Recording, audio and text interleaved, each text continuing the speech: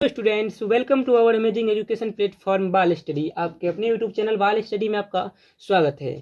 आज की क्लास में हम लोग क्लास 10 मैथ एक्सरसाइज 1.1 का क्वेश्चन नंबर फर्स्ट देखने वाले हैं। क्वेश्चन नंबर फर्स्ट है, निम्नलिखित संख्याओं का HCF ज्ञात करने के लिए यूक्लिड विभाजन एल्गोरिथम का प्रयोग कीजिए। बच्चों, क्वेश्चन कह रहा है कि हम जो ये संख्या दिया गया है इसका जो हम मौसा निकालेंगे उसमें हमें यूक्लिड विभाजन एल्गोरिथम का प्रयोग करना है। बच्चों, मैं आपको एक फैक्ट बताता हूँ कि जब भी हम यूक्लिड विभाजन एल्गोरिथम की सहायता से मौसा निकालते हैं तब हम उसमें यूक्लिड विभाजन प्रमेयिका का सहायता लेते हैं। किसका सहायता लेते हैं? यूक्लिड विभाजन प्रमेयिका की सहायता लेते हैं। तो बच्चों, जैसा कि बचपन से ही पढ़ते आ रहे हैं कि भाज्य बराबर क्या बच्चों, भाज्य बराबर भाजक गुने भागफल प्लस शेषफल होता है। आपको यदि ये भी नहीं समझ में आया तो धैर्य रखिए, मैं आपको सारा कुछ समझाने वाला हूँ। हम भाज्य को A से सूचित करते हैं बच्चों, और भाजक को B से सूचित करते हैं, भागफल को Q से सूचित करते हैं और शेषफल को R से सूचित करते हैं। अर्थात A बराबर BQ प्लस R होता है। क्या होता है बच्चों? BQ plus R। हम भाज्य को A से सूचित करते हैं, भाजक को B से सूचित करते हैं, भागफल को Q से सूचित करते हैं और शेषफल को R से सूचित करते हैं। जहाँ बच्चों जो शेषफल होता है ना बच्चों, या तो 0 के बराबर होता है और नहीं तो 0 से बड़ा होता है। जहाँ क्या होता है बच्चों, जहाँ शेषफल 0 के बराबर होता है नहीं तो 0 से बड़ा होता है। और जो भाजक होता है, भाजक वो हमेशा शेषफल से बड़ा होता है। आपको ये नहीं समझ में आया तो चलिए हम एक एग्जाम्पल लेते हैं। देखिए बच्चों, जिस संख्या में हम भाग लगाते हैं उसे हम भाज्य कहते हैं। जिस संख्या में हम भाग लगाते हैं उसे भाज्य कहते हैं और भाज्य को A से सूचित करते हैं। किससे? भाज्य को हमेशा A से सूचित करते हैं, भाजक को हम B से सूचित करते हैं। किससे बच्चों? हम भाजक को B से सूचित करते हैं और भागफल को Q को। जिस संख्या में हम भाग लगाते हैं वो भाज्य होता है। जिस संख्या में हम भाग लगाते हैं वो भाज्य होता है। और जिस संख्या से हम भाग लगाते हैं, क्या बच्चों, जिस संख्या से हम भाग लगाते हैं उसे हम भाजक कहते हैं। जिस संख्या से हम भाग लगाते हैं उसे हम भाजक कहते हैं। और भाजक से भाज्य में भाग लगाने पे जो उत्तर आता है ना बच्चों, जो उत्तर आता है उसे हम लोग भागफल कहते हैं। क्या कहते हैं? भागफल। और इसका हल करने पे जो नीचे में हमें शेष बच जाता है, यहाँ पे जो शेष बच गया इसे हम लोग शेषफल कहते हैं। फिर मैं आपको बता देता हूँ कि भाज्य को A से सूचित करते हैं, भाजक को B से, भागफल को Q से और शेषफल को R से सूचित करते हैं। बच्चों, एक एग्जाम्पल लेते हैं बच्चों। जैसे बच्चों 16 और 4 दो संख्या है। क्या बच्चों? 16 और 4 दो संख्या है जो कि क्या है? धनात्मक पूर्णांक है। कभी भी जो हम मौसा निकालते हैं यूक्लिड विभाजन प्रमेयिका की सहायता से, उसमें दो धनात्मक पूर्णांक होता है। हम दो धनात्मक पूर्णांक का ही मौसा निकालते हैं। देखिए, जो दो संख्या दिया रहेगा उसमें जो बड़ा वाला संख्या होता है उसे हम लोग भाज्य मानते हैं। क्या मानते हैं? भाज्य। अर्थात A, भाज्य को किससे सूचित करते हैं? A से। तो जो बड़ा संख्या है उसे हम लोग भाज्य मानते हैं। तो 16 क्या हो गया? भाज्य। आपकी भाग देने की प्रक्रिया में जो सबसे बड़ा संख्या होगा उसे हम लोग भाज्य मानते हैं, और जिस संख्या से हम लोग भाग देते हैं उसे हम लोग भाजक मानते हैं और भाजक को B से सूचित करते हैं। और जो हमें उत्तर आ रहा है भाग, उसे हम लोग भागफल कहते हैं और भागफल को Q से सूचित करते हैं। तो जब हम 4 से 16 में भाग देंगे तो हमारा भागफल 4 आएगा और शेषफल 0 आएगा। क्या आएगा बच्चों? शेषफल 0 आएगा। तो यही जो हमारे नीचे में शेष क्या आ गया? 0 आ गया। तो 0 क्या हो जाएगा? ये शेषफल होगा और शेषफल को R से सूचित करते हैं। आप समझ गए कि 4 क्या हो गया? भाजक, 16 भाज्य, 4 भागफल और 0 शेषफल। दूसरा लेते हैं। देखिए, दूसरा एग्जाम्पल है 4 और 30। इन दोनों संख्या में सबसे बड़ा वाला संख्या कौन है? सबसे बड़ा है 30। जो सबसे बड़ा संख्या होगा उसे हम लोग क्या कहेंगे? भाज्य। दो संख्या में बड़ा संख्या कौन है? 30। तो 30 को हम लोग भाज्य कहेंगे। तो 30 भाज्य की जगह पे चला आया। और जो छोटा संख्या होगा, ठीक है ना, दो संख्या में जो छोटा संख्या होगा उसे हम लोग भाजक कहते हैं। तो 4 किसकी जगह पे आ गया? भाजक की जगह पे। और 4 से जब हम 30 में भाग देंगे तो उत्तर आएगा 7। क्या आएगा? उत्तर 7 आएगा। तो 7 को हम लोग क्या कहेंगे? 7 को हम लोग भागफल कहेंगे। और भाग देने के क्रम में जो नीचे शेष बच जाता है उसे हम लोग शेषफल कहते हैं। आशा करते हैं कि आपको भाज्य, भाजक, भागफल अच्छे से समझ में आ गया होगा। क्या समझ में आ गया? भाज्य, भाजक, भागफल, शेषफल समझ में आ गया होगा। अब हम लोग फिर चलते हैं यूक्लिड विभाजन प्रमेयिका की तरफ। यूक्लिड विभाजन प्रमेयिका क्या होता है? बच्चों देखिए, यूक्लिड विभाजन प्रमेयिका क्या होता है कि A बराबर BQ प्लस R।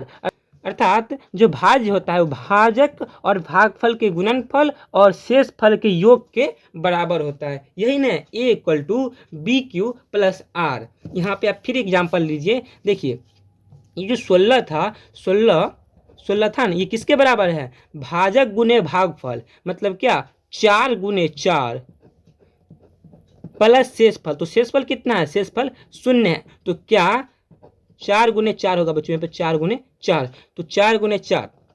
तो भाजक देखिए यहाँ पे जो भाज्य है, भाज्य किसके बराबर आया? ये भाजक गुने भागफल प्लस शेषफल के बराबर तो आ गया। अर्थात हमारा कथन कौन सा था? यूक्लिड विभाजन प्रमेय वाला सत्य हुआ। अब दूसरा चलते हैं, देखिए इसमें भी हम पे देखिए बच्चों, जो भाज्य था वो भाजक गुने भागफल प्लस शेषफल के बराबर आ गया। अर्थात 30 बराबर क्या? 4 गुने 7 प्लस 2, कहाँ से आया? भाजक गुने भागफल और प्लस शेषफल, इसके बराबर आ गया। अर्थात हमारा यूक्लिड विभाजन प्रमेय क्या कहता है कि भाज्य बराबर भाजक गुने भागफल प्लस शेषफल। उसी बात को हम यहाँ पे सिद्ध किए हैं।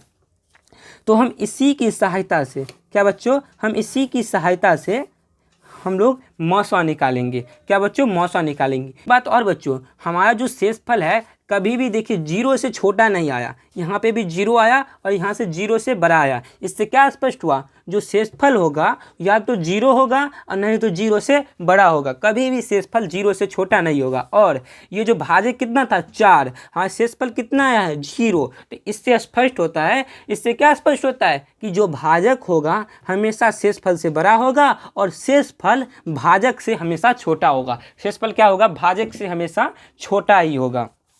वही बात यहाँ पे लिखा गया है कि r जो है या तो 0 के बराबर नहीं तो 0 से बड़ा होगा, और जो भाजक होता है वो भी हमेशा r से बड़ा होगा, अर्थात शेषफल से बड़ा होगा। इसी की सहायता से हम लोग मौसा निकालने वाले हैं। तो चलिए देखते हैं।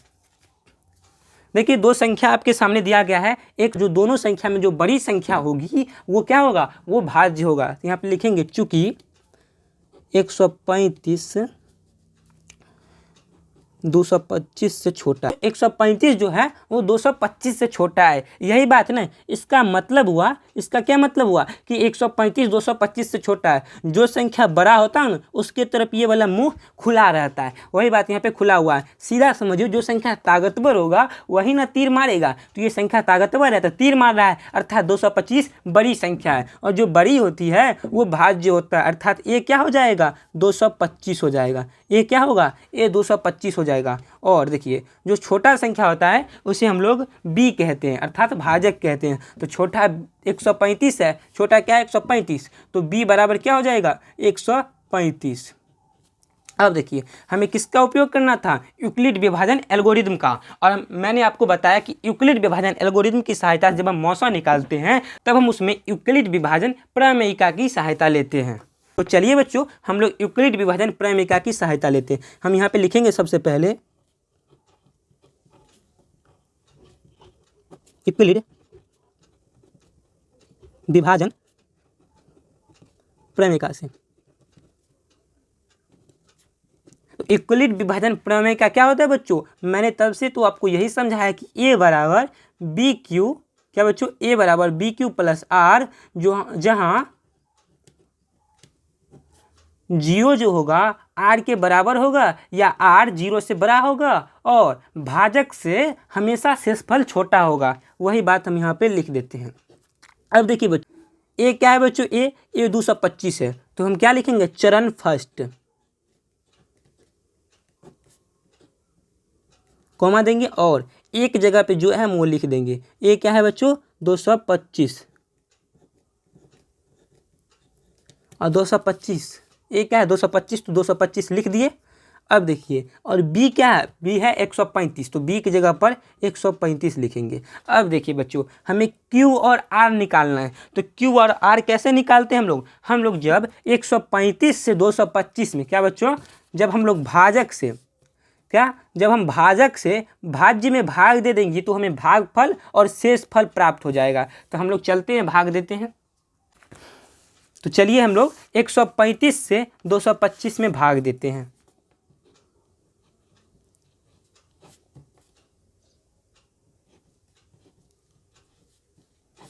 जब हम 135 से 225 में भाग देंगे तो एक बार में लगेगा, तो हम यहाँ पे 1 लिख देंगे, क्योंकि जब हम 135 से 225 में भाग लगाएंगे तो 135 को 2 से गुना करने पे 270 हो जाएगा, जो कि नहीं लग पाएगा। तो 135 के हम एक बार में लगाएंगे तो 135 और 225 में से 135 घटा देंगे, तो 5 में से 5 गया 0 और 2 में से 3 नहीं जाएगा तो पैसा लेंगे, तो ये 12, 12 में से 3 जाएगा तो 9। यहाँ पे 100 यहाँ पे लिख देते हैं कि ए बराबर बी गुने क्यू, तो क्यू क्या था, क्यू 1 था, 1 था ना, तो 1 प्लस, अब शेषफल क्या था, शेषफल 90 था, तो 90 लिख देते हैं। ये क्या होगा, पहला स्टेप। बच्चों यहाँ पे देखिए, जब तक यहाँ पे 0 नहीं आएगा तब तक हम इसी स्टेप को दोहराते रहेंगे। क्या करेंगे, दोहराते रहेंगे। यहाँ पे लिखेंगे चूँकि r बराबर डज नॉट इक्वल टू 0। इसका जो मतलब होता है कि r 0 के बराबर नहीं है।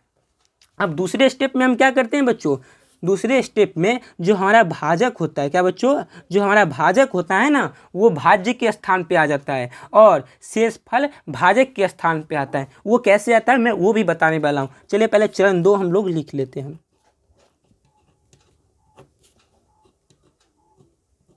चरण 2 देखिए बच्चों, आप लोग जब बचपन में लंबी विभाजन प्रक्रिया वाला मौसा निकाले होंगे ना, लंबी, तो उसमें जो ये 90 है यहीं पे रहता था और यहाँ पे जो ये भाजक था वो उठ के भाज्य के स्थान पे चला आता था, आ जाता था ना बच्चों।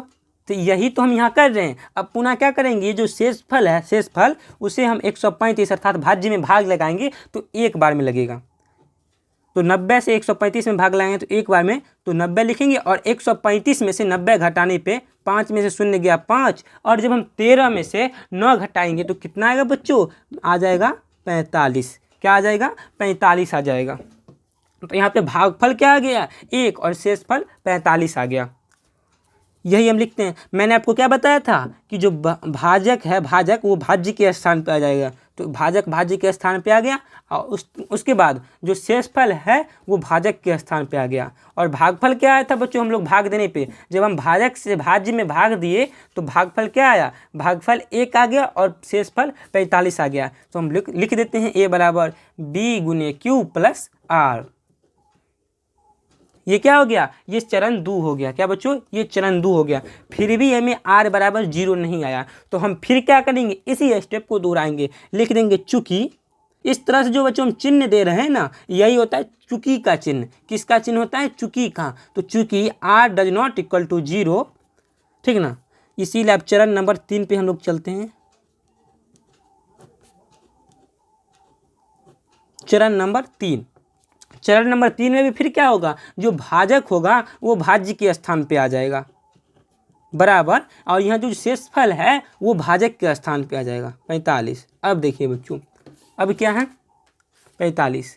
अब फिर से ये जो यहाँ पे भाजक था ना बच्चों, क्या ये भाजक, ये फिर उठ के भाज्य के स्थान पे आ गया, तो यहाँ लिखेंगे। और जब हम 45 से 90 में भाग देंगे तो 2 बार में लग जाएगा, 45 दूना 90 और कट के 0 आ जाएगा, ठीक ना। अब हमारी इंतजार की घड़ी खत्म हुई। 45 गुने 2 प्लस 0, क्योंकि हमारे पास शेषफल क्या आ गया था, 0, शेषफल 0 आ गया, यहाँ पे बराबर 0, ठीक है ना बच्चों। जब r बराबर 0 आ जाए तो जो भाजक के स्थान पे होता है ना बच्चों, जो भाजक के स्थान पे वही दिए गए संख्या का, जो दिया गया संख्या है उसका मौसा हो जाता है। तो हमारे चरण नंबर 3 में r बराबर 0 आ गया और चरण नंबर 3 में जो भाजक के स्थान पे क्या है, 45 है। तो यहाँ पे लिख देंगे, लिखेंगे बच्चों चूँकि r बराबर 0, इसीलिए HCF किसका किसका निकालना था, 100